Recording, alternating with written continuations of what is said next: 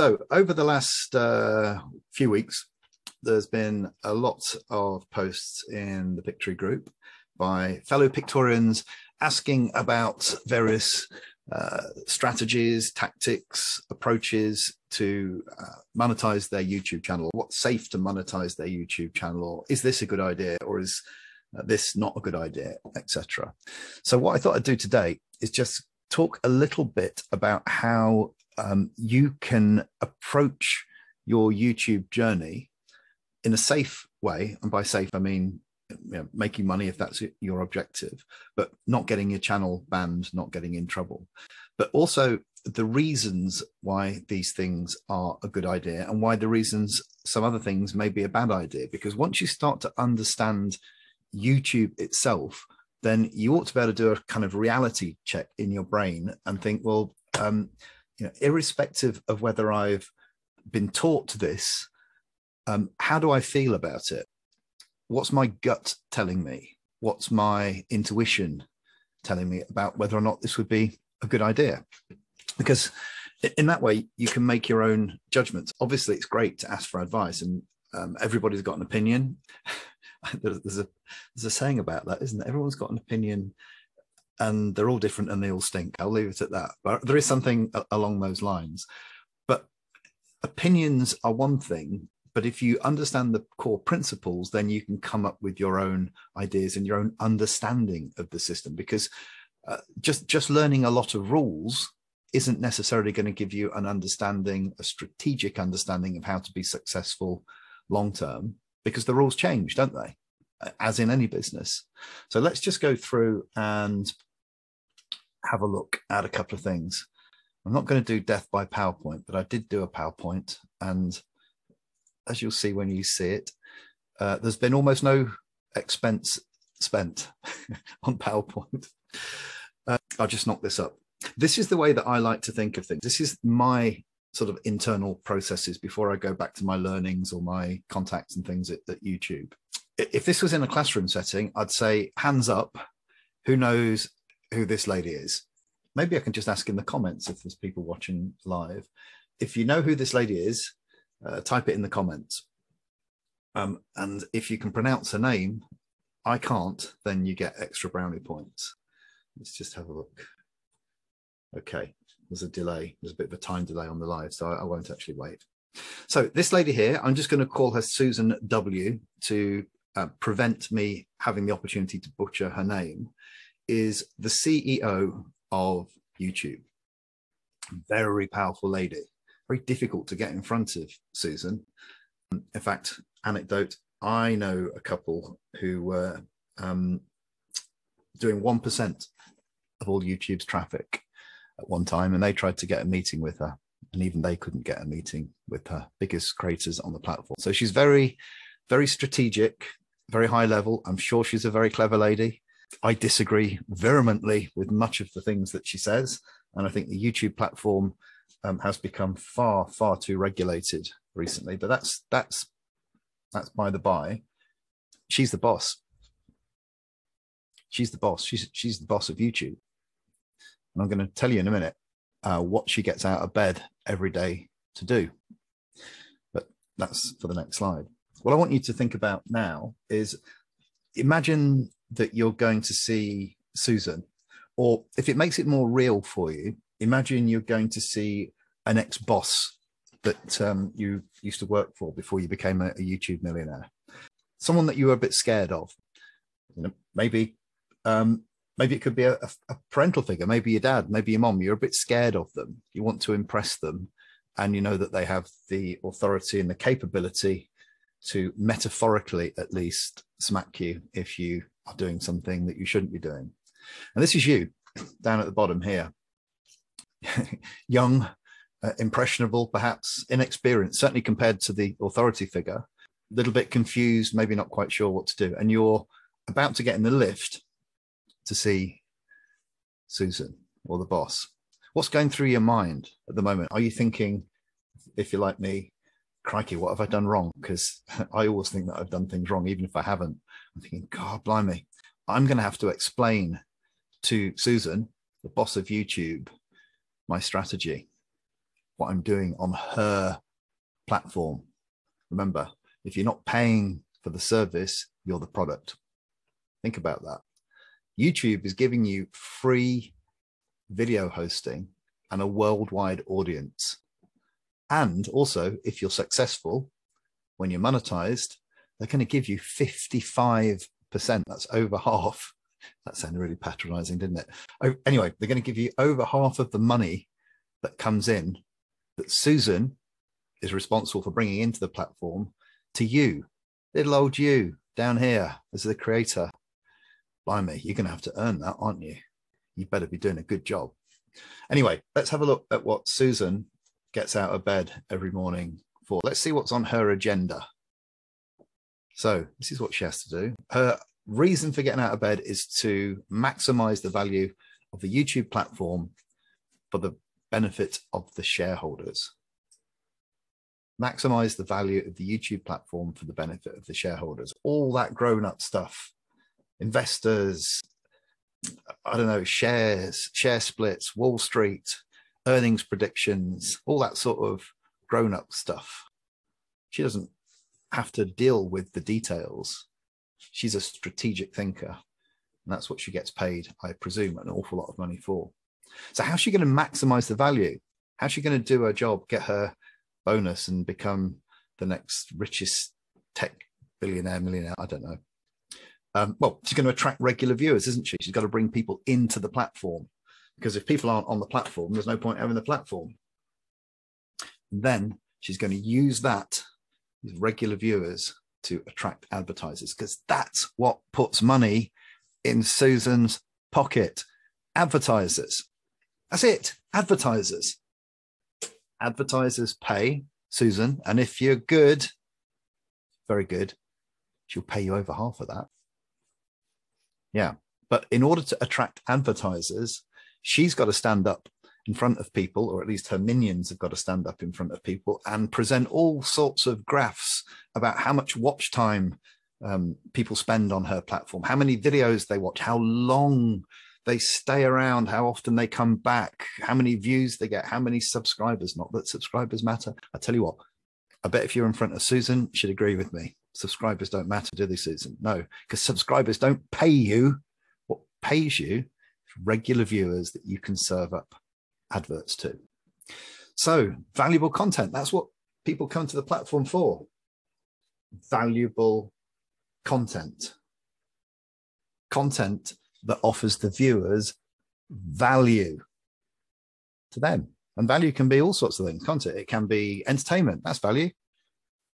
Check out Aussie Man if you like something a little bit silly. I watch him all the time. I've learnt nothing new, but it has passed many evenings of fun in front of the television.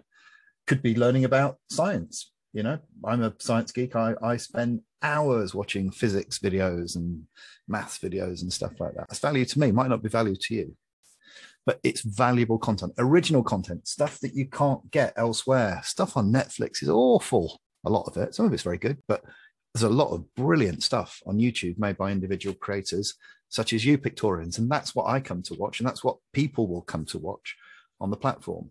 She needs to build a respected brand so that people can come and safely watch YouTube, knowing that they're going to be served good content, which is going to also attract advertisers because it's all safe and friendly. I think they go a bit too far on that. When I first started, it was the Wild West.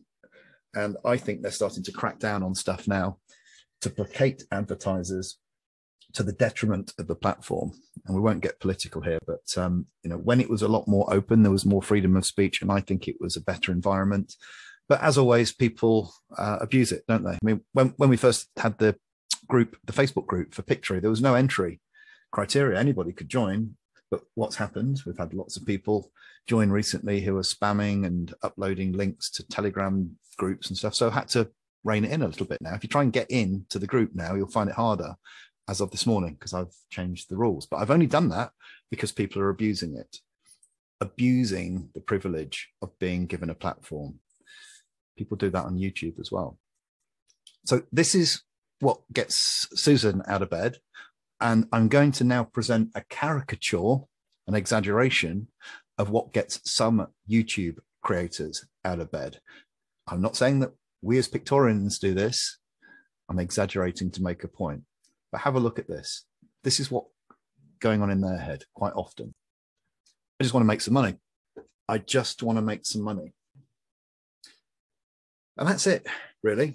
And you can make good money. You can make very, very good money on YouTube.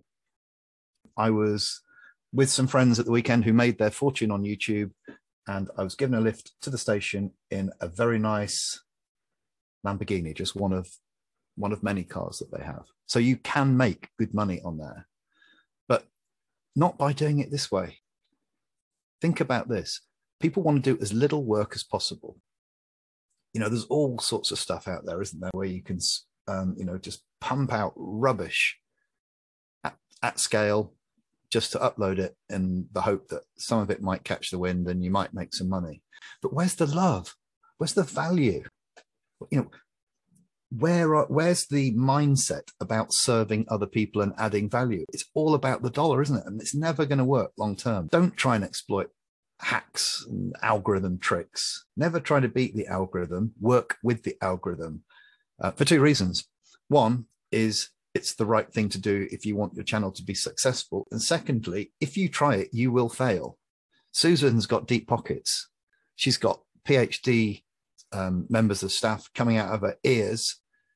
Actually, that sounded a bit off, didn't it? No, she's got a team, teams of PhD students. Some of the smartest people on the planet work for the Google Alphabet ecosystem. And she's got bots designed by those geeks to try and catch people like you. You cannot outsmart Susan and her team. Honestly, just don't do it. Won't work. Use software to game the system. Go on, have a look on Warrior. Go and have a look on the Warrior forum and various other places and buy you a little $97 piece of kit that's going to go and do something automatic.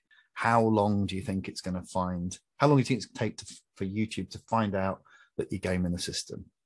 Don't believe me? Have a look on Social Blade. Look at some of the channels that you think are doing well, and you'll find if you go back, there's all sorts of recalls of views and subscribers because they've been rumbled. Worst case, you get your channel banned. And you know what? I'm glad you get your channel banned if you do that sort of stuff, because you're pumping out rubbish.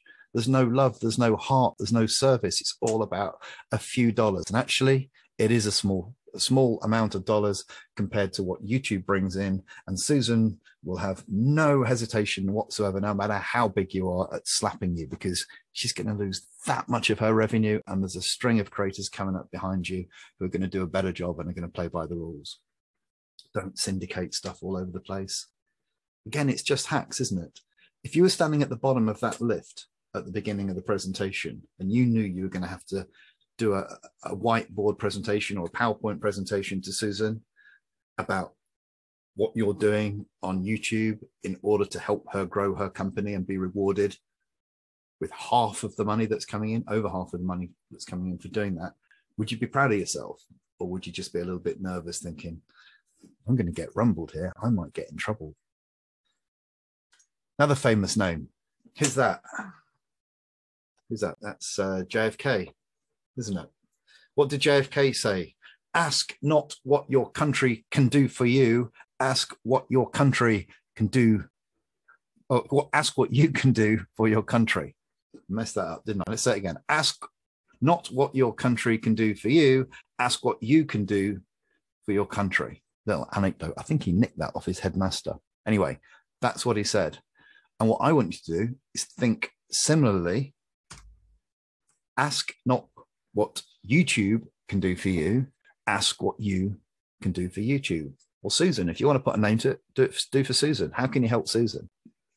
Because if you help Susan, she'll help you. And this is where the magic happens, where what you're trying to do and what Susan wants intersect. So this is where the good quality content comes in, the originality comes in, the value comes in, the quality comes in, all of the stuff that in your heart, you know is the right thing to do.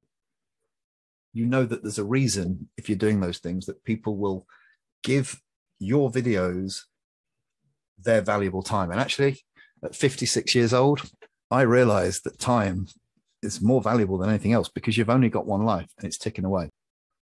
So you've got to earn their time and earn their attention, and then Susan will pay you because you're helping her with her mission. You try and game it, you try and mess it up, just try and make a quick buck, you're going to get slapped. And actually, much as there are things that I disagree with Susan about, I wholeheartedly support her getting spam off of the platform in the same way that I wholeheartedly want to get spam out of the Pictory Facebook group, and I'll do everything that I can to do that. And I support Susan in what she's doing. And I know, Pictorians, that you're good people and you'll help her too by producing great content. There's some amazing examples of content that's posted in here on Flaunt It Fridays and between, but Flaunt It Fridays is our special day, isn't it? And you're doing really well. So please, this is said with love, use Pictory responsibly. Maybe we should have that, like on cans of beer and wine, they have drink responsibly, at least they do in the UK. Maybe we should have that on Pictory. Please use responsibly, because Susan doesn't care what platform you use to produce the content, so long as it's adding value. And we've done other sessions, haven't we? Look in your analytics. You'll know whether you're adding value, because your average view time will be great, your retention curve will be great, and people will be coming back and watching your videos. And yes, they will subscribe. I know you like subscribers. Get that 1,000, get the 4,000 hours of watch time, and let's see if we can get Susan to open her checkbook for you. Okay, that's it. I got lots of work to get on with. Vikram's keeping me busy, but I just thought I'd share that with you this morning, and wish you a great day. Lots of love, Pete.